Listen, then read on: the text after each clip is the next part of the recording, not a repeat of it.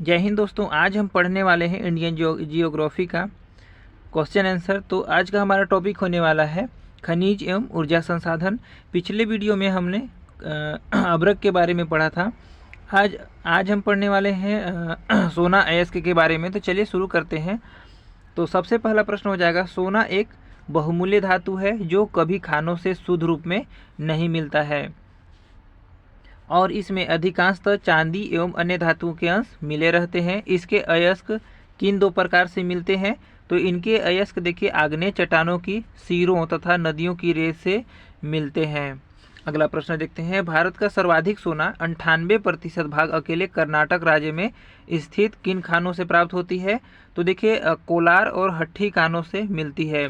भारत का अधिकांश सर्वाधिक सोना 98% कहाँ मिलता है? अकेले कर्नाटक राज्य में, जो कि कौन कौन सा स्थान है? कोलार और हट्ठी है।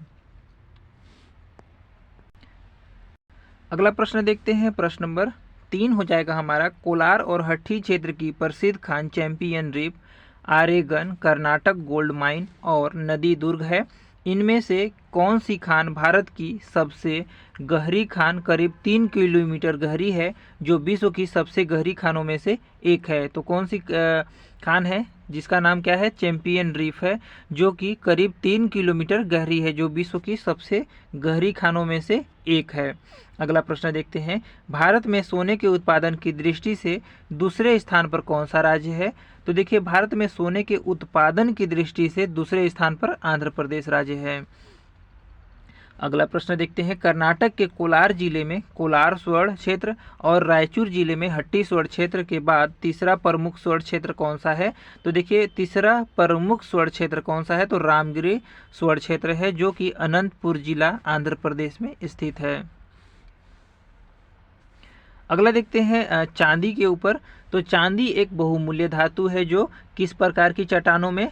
सीसा, जस्ता तथा तांबा, सोना आदि के साथ मिश्रित रूप में पाई जाती है, जो कि क्या होती है? अम्लीय आग्नेय चट्टानों में पाई जाती है। चांदी एक बहुमूल्य धातु है जो किस प्रकार की चट्टानों में? सीसा, तो देखिए अम्लीय आग्नेय चट्टानों में सीसा, जस्ता, तांबा, सोना आदि के साथ मिश्रित रूप में पाई जाती है। अगला प्रश्न देखते हैं, आर्गेनाइट, पायराजाइट, स्टेफेनाइट, हार्सन सिल्वर और स्टाइट किसके अयस्क हैं? तो ये सभी चांदी के अयस्क हैं। अगला है, भारत में चांदी उत्पादन में कौन सा राज्य प्रथम स्थान पे है? तो देखिए भारत में चांदी उत्पादन में राजस्थान राज्य प्रथम स्थान पर है। अगला प्रश्न देखते हैं, राजस्थान स्थित कौन सा खान भारत में चांदी उत्पादन के मामले में प्रथम स्थान पर है? तो देखिए राजस्थान स्थित जावर खान, उदयपुर राजस्थान भारत में चांदी उत्पादन के मामले में प्रथम स्थान पर हैं। जावर खान, उदयपुर और राजस्थान। अगला प्रश्न देखते हैं, जावर खान में जस्ता पिघलाकर चांदी प्राप्त की जाती है।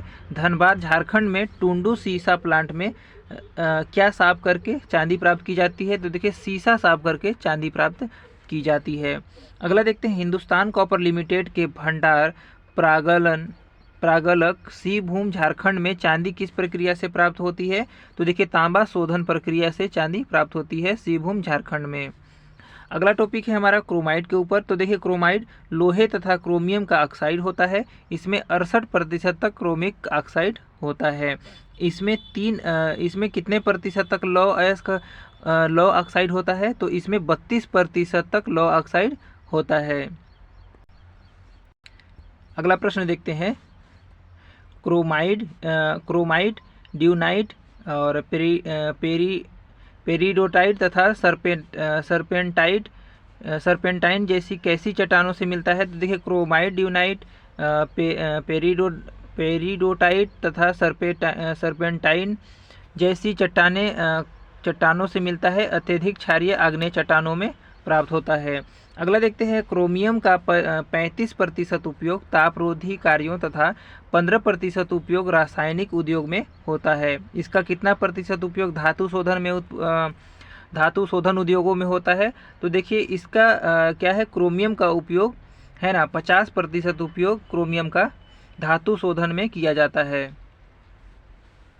अगला प्रश्न देखते हैं, भारत में क्रोमाइट उत्पादन में 99.8% योगदान के साथ किस राज्य का एक अधिकार है? तो देखिए भारत में क्रोमाइट उत्पादन में 99.8% योगदान के साथ उड़ीसा राज्य का एकाधिकार है, मतलब प्रथम स्थान पे है। तो देखिए नोट, कर्नाटक 0.2% योगदान के साथ क्रोमाइट उत्पादन में द्वितीय स्थान पे है और प्रथम स्थान पर उड़ीसा है। अगला देखते हैं सीसा के ऊपर, लीड के ऊपर। तो देखिए लीड है प्रायः चांदी और जस्ते के साथ मिला हुआ पाया जाता है। इसका मुख्य खनिज कौन सा होता है? तो देखिए चांदी का मुख्य खनिज होता है गैलेना। नोट में दिया हुआ यह मोलिब्डेनम, तांबा, सोना आदि के साथ भी मिला हुआ पाया जाता है। क्या मिला है? तो सीसा पाया जाता है। देखिए सीसा धातु का प्रयोग इसके किसी भी रूप में ढाले जाने, मुलायमपन, भारी ऊष्मा कुचालक तथा वायुमंडलीय संचारण एवं अम्लीय पदार्थों का प्रतिरोधी होने के कारण अधिक होता है। यह प्रायः किन चट्टानों में पाया जाता है? तो देखिए सीसा प्रायः परतदार चट्टानों में पाया जाता है। अगला प्रश्न देखते हैं, इसका उपयोग लोहे की चादरों पर लेपन, केबलों के आवरण, बैटरी, पेंट, गैसोलीन, कारतूस, हवाई जहाज, मोटर वाहनों, कांच की वस्तुएं तथा संगीत वाद्य यंत्रों बनाने में किया जाता है। शीशे के एसीटेट का उपयोग किसके रूप में किया जाता है? तो शीशे के एसीटेट के रूप में औषधि बनाने के रूप में किया जाता है।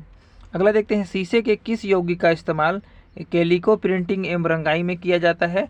तो देखिए शीशे के नाइट्रेट का उपयोग है ना, इस्तेमाल कैलिको प्रिंटिंग एवं रंगाई में किया जाता है।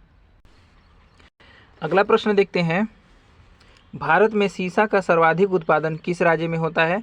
तो देखिए भारत में सीसा का सर्वाधिक उत्पादन होता है राजस्थान राज्य में होता है। अगला देखते हैं, सीसा विद्युत का कुचालक है, यह किस तापक्रम पर पिघला जाता है? पिघलता है। तो देखिए सीसा विद्युत का कुचालक है, यह 621 फ़ारेनहाइट पर पिघलता है।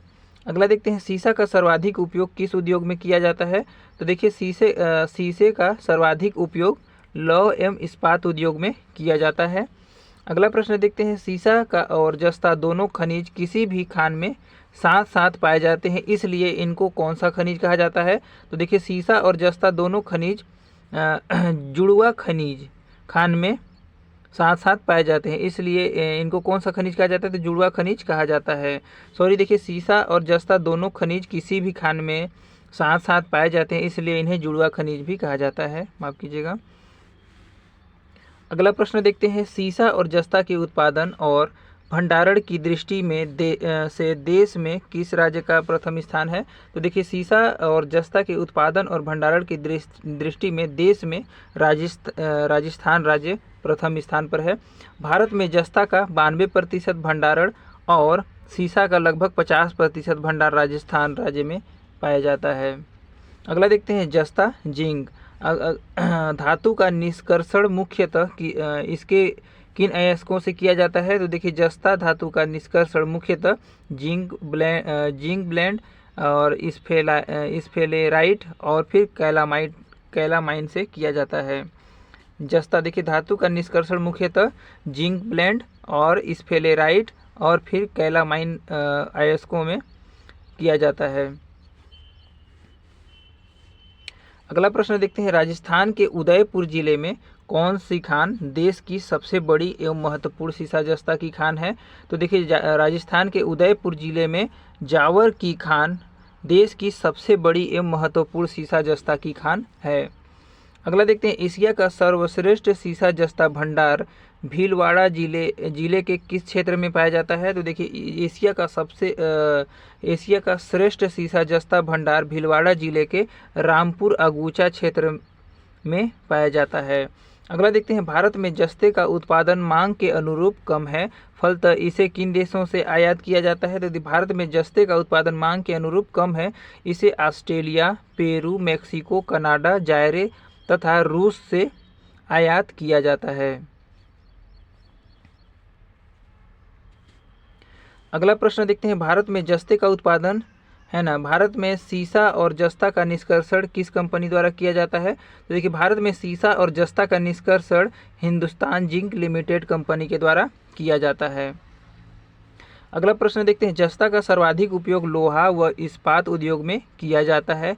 जस्ते का उपयोग लोहे को क्या बनाने में किया जाता है? तो देखिए जंगरोधी जस्ता का सर्वाधिक उपयोग लोहा एवं इस्पात उद्योग में किया जाता है। जस्ते का उपयोग लोहे को जंगरोधी बनाने में किया जाता है।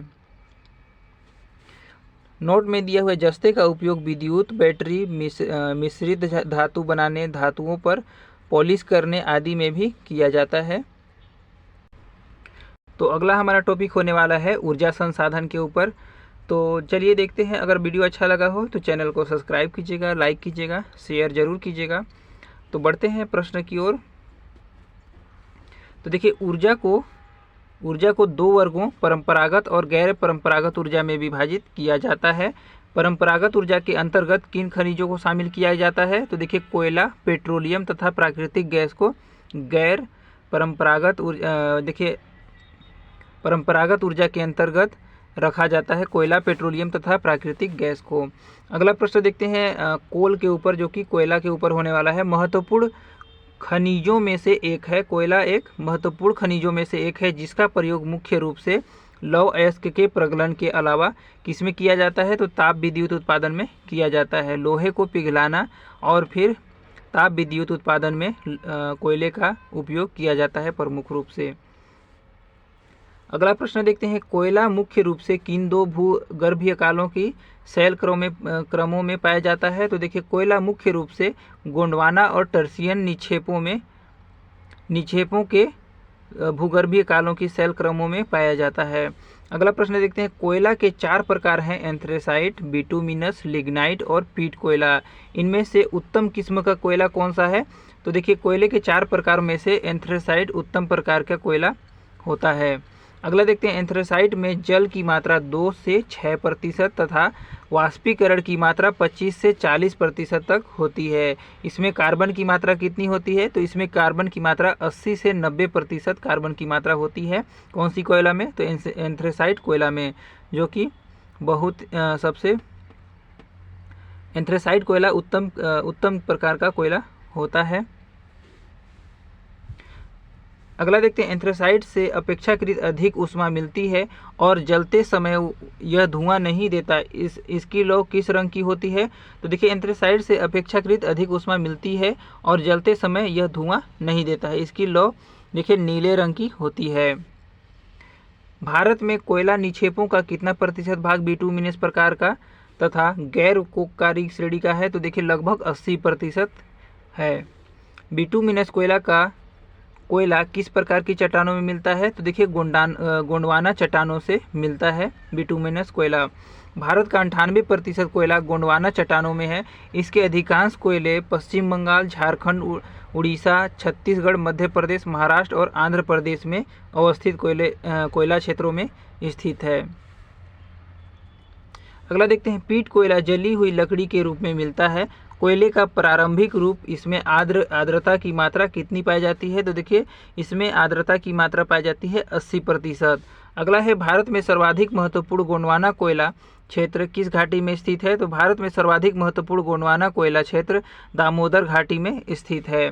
नोट क्या दिया हुआ है? ये झारखंड बंगाल कोयला पट्टी में स्थित है और इस प्रदेश के महत्वपूर्ण कोयला क्षेत्र रानीगंज, झरिया, बोकारो, गिरिडीह तथा करणपुरा झारखंड में स्थित है। अगला देखते हैं देश का सबसे बड़ा कोयला क्षेत्र झारखंड राज्य में स्थित है। यह कौन सा क्षेत्र है? तो देखिए झरिया क्षेत्र है। दूसरा स्थान पर रानीगंज है। अगला देखते हैं कोयले से संबद्ध अन्य नदी घाटियां कौन सी हैं? तो गोदावरी, महानदी तथा सोन नदी हैं। अगला है देश में किस राज्य में सर्वाधिक और सर्वोच्च कोटि का कोयला प्राप्त होता है? तो देखिए देश में झारखंड राज्य के दामोदर घाटी की खानों से सर्वाधिक और सर्वोच्च कोटि का कोयला प्राप्त होता है। अगला प्रश्न देखते हैं झारखंड में झरिया, बोकारो, गिरिडीह एवं कर्णपुरा मुख्य कोयला उत्पादक क्षेत्र है। इस राज्य में स्थित कौन सी खान भारत की आधुनिक खान है? तो देखिए इस राज्य में झारखंड राज्य में मोनीडी खान और धनबाद भारत की आधुनिक खान हैं। अगला देखते हैं दामोदर घाटी का कोयला किस शहर में स्थित लौह इस्पात कारखानों द्वारा प्रयोग लाया जाता है। तो देखिए दामोदर घाटी का कोयला है ना जमशेदपुर शहर में स्थित लौह इस्पात कारखानों द्वारा प्रयोग में लाया जाता है। झारखंड के बाद पश्चिम बंगाल का स्थान है जहां रानीगंज में कोयला मिलता है। पश्चिम बंगाल और झारखंड 90% कोयले का उत्पादन करते हैं। अगला देखते हैं भारत में सर्वप्रथम कोयले की खुदाई कहाँ प्रारंभ हुई थी। तो देखिए भारत में सर्वप्रथम कोयले की खुदाई हुई थी रानीगंज में। अगला देखते हैं भिलाई लौह इस्पात कारखाने के लिए किस क्षेत्र का विकास कोयले के लिए किया जाता है। तो देखिए कोरबा क्षेत्र जो कि छत्तीसगढ़ में स्थित है, भिलाई लौह इस्पात कारखाने के लिए कोयले के लिए किया जाता है। अगला देखते हैं किस क्रम का कोयला असम, अरुणाचल प्रदेश, मेघालय तथा नागालैंड में पाया जाता है। तो देखिए टर्सियन कोयला असम, अरुणाचल प्रदेश, मेघालय तथा नागालैंड में पाया जाता है। तो दोस्तों वीडियो अच्छा लगा हो तो चैनल को सब्सक्राइब कीजिएगा, लाइक कीजिएगा, शेयर जरूर कीजिएगा। मिलते हैं एक नए टॉपिक के साथ, तब तक के लिए धन्यवाद।